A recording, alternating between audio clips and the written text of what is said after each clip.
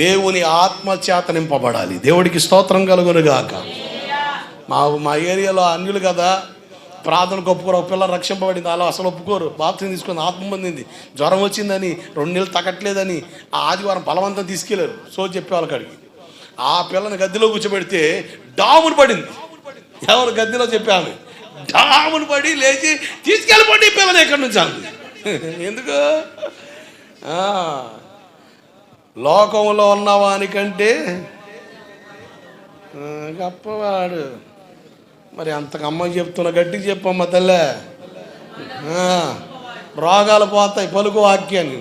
లోకంలో ఉన్నవానికంటే నాలో ఉన్నాడు గొప్పోడు. ఆయన గొప్ప దేవుడు. లోకంలో ఉన్నవానికంటే నాలో ఉన్నవాడు గొప్పోడు. దేవుని అభిషేకం మన మీద ఉండాలి. ఏ దిక్కు నిన్ను ముట్టదు. అభిషేకం